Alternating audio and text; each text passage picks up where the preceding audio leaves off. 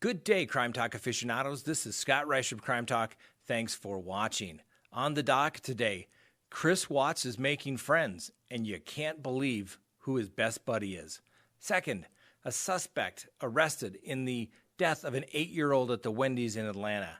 Third, blame murder on COVID. A judge rejects the settlement in the Harvey Weinstein matter. A crazy video from New York, but at least they're wearing their masks. And our dumb criminal contestant of the day. Let's talk about it.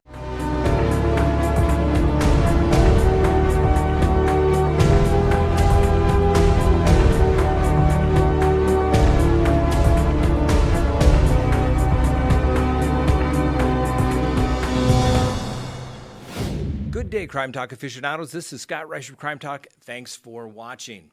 If you haven't done so already, we'd ask that you hit that subscribe button, hit that like button, and hit that little bell so that you receive notifications of when we put out new videos or when we go live. First on the docket, Chris Watts is making friends, and you're never going to believe who his new friend is. Well, do you remember Jamie Kloss's kidnapper, Jake Patterson? That's right. Remember Jake Patterson? He killed Jamie Kloss's parents, kidnapped her, and he held her for several weeks before she escaped.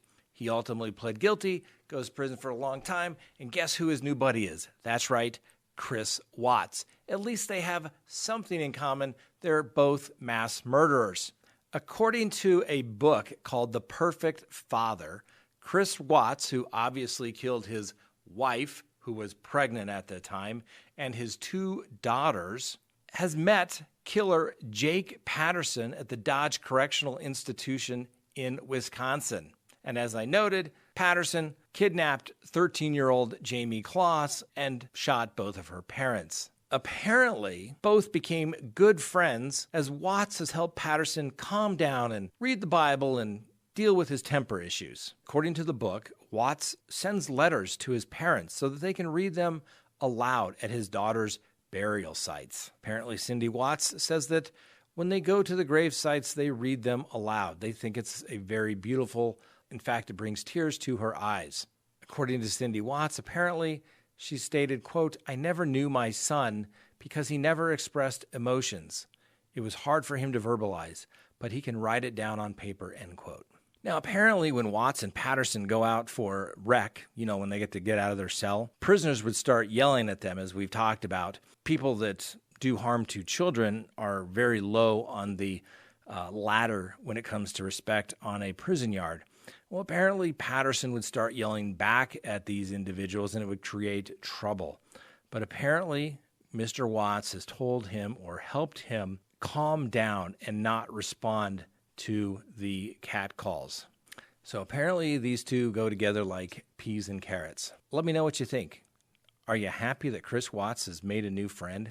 Next on the docket, there's been an arrest by the Atlanta Police Department for the suspect involved allegedly in the death of an 8-year-old girl near the Wendy's. A teenager by the name of Julian Conley, who's 19, faces a murder charge as well as another charge of aggravated assault in the death of Sabrina Turner. Warrants were issued for Conley's arrest on Tuesday, and he's ultimately turned himself in.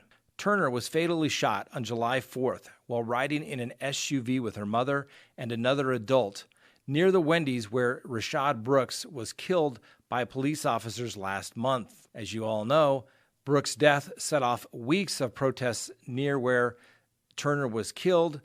Barricades were erected, and armed men have actually been guarding this area. The SUV that Turner was traveling in apparently attempted to make a U-turn to get around one of the makeshift barricades when a gunman shot into the vehicle. Mr. Conley's attorney, Jackie Patterson, has told news organizations that his client was peacefully protesting and witnessed the shooting, but was not involved in any way. Jackie Patterson admitted that his client, Mr. Conley, was armed but did not open fire.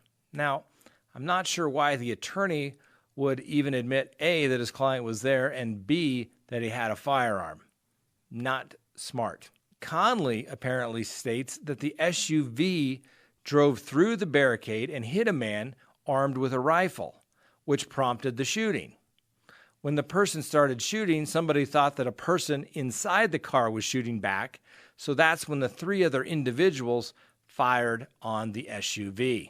If the police could identify the other individuals potentially involved, they could also be charged with murder as well. At a minimum on, once again, we've talked about this before, on a theory of complicity. I would note that attorneys oftentimes make comments. Certainly, they're permitted to do so. However, nothing usually good ever comes from that. I've won cases where we've conceded nothing. I once had a homicide case where they were going to put my client at the scene. The client wanted everybody to know that the case was self-defense. By the time that they got to trial, the client was found not guilty because they could not even put my client there.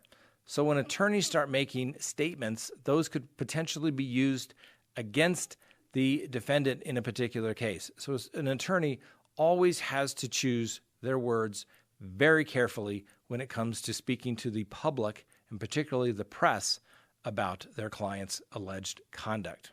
Next on the docket, blame it on COVID. That's right. Do you remember this case? We talked about it a couple of months ago.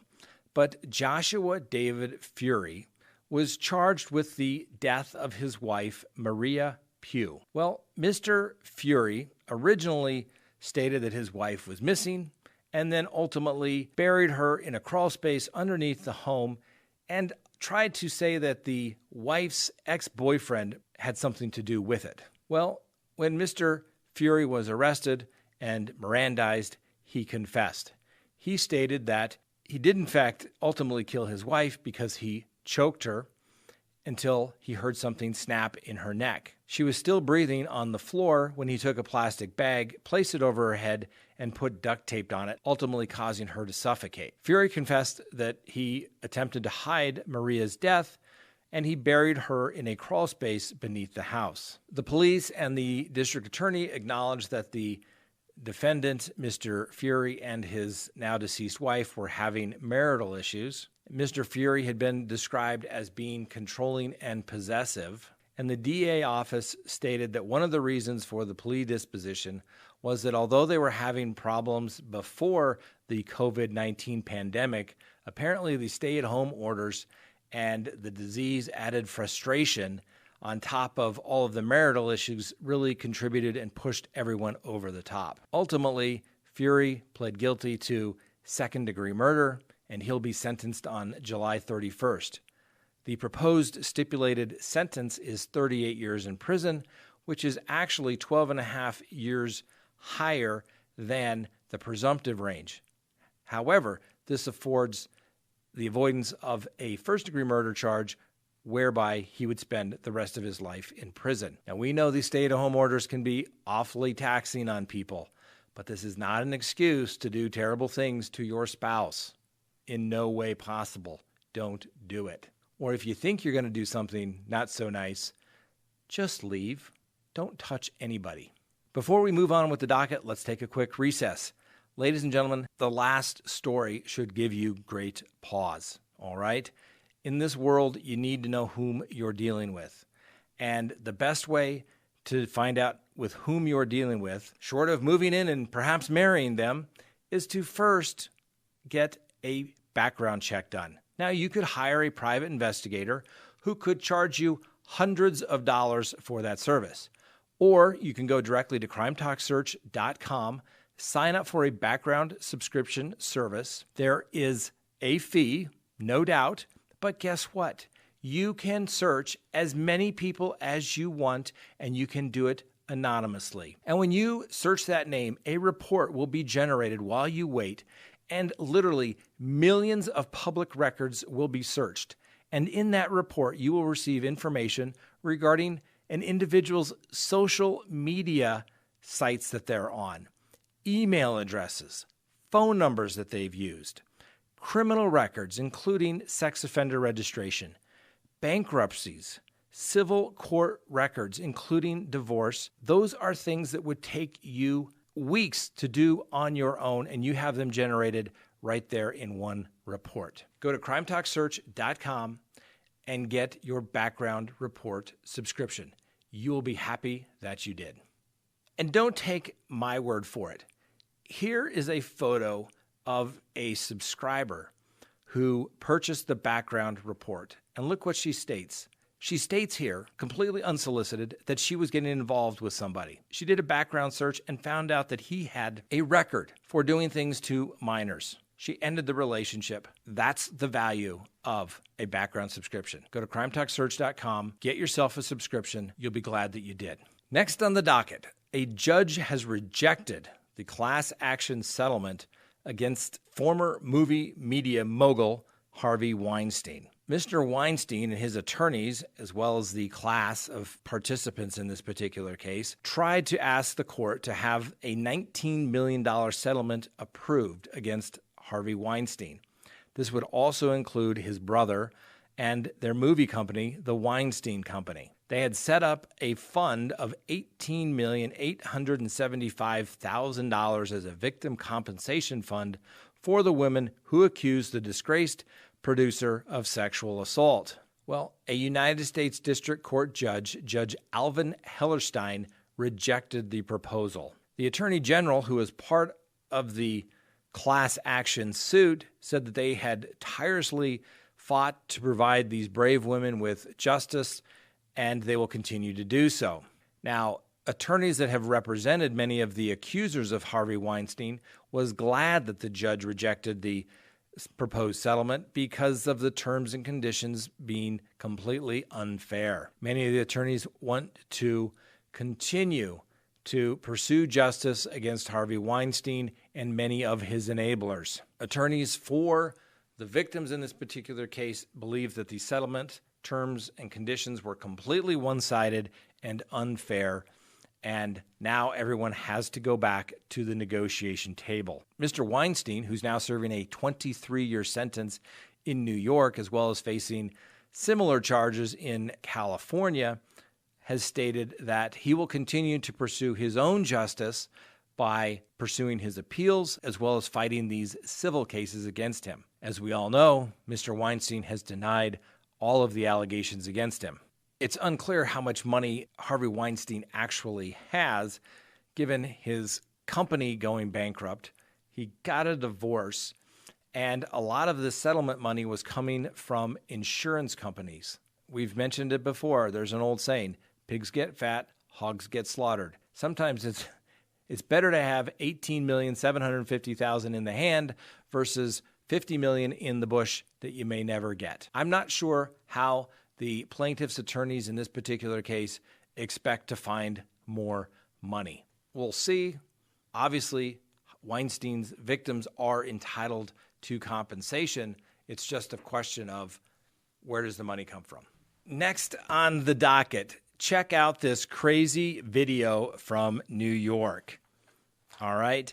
As you can see from this video, masked gunmen were caught on a dash cam hopping out of a car and firing several shots at a man making a clean getaway. And the shocker is the victim lived through everything. The police showed this video showing several unidentified suspects exiting two vehicles in Brooklyn on Tuesday night and opening fire. The scenes played out very much like a mob hit in the movie, and these hitmen hit their target 5 times. Now, as the police noted, all 5 men were wearing masks. And so at least they're exercising some social distancing and trying to prevent the spread of COVID-19. Now, you may also say to yourself, why would these people be concerned about turning themselves in? They're going to get a personal recognizance bond anyway. It's New York City. So, gentlemen, do the right thing, wear your mask down to the police department, and let them know if you are involved. I'm sure that's what you're going to do. Before we get to our dumb criminal contestant of the day, let's talk about the safety siren. All right, this is an ear-piercing 100-decibel alarm that you can carry with you. All right, you put it on a keychain, you put it in your pocket, you put it in a purse, you keep it in your car. If you have something going on that you don't feel comfortable with, you simply pull the pin and an ear-screeching noise emits from this little device. And guess what? Help is on its way. People will notice and see what's going on, and the bad guys are going to leave you alone. Go to CrimeTalkOffers.com and get yourself a safety siren. You will be glad that you did. This could save your life. Finally on the docket today, our dumb criminal contestant of the day.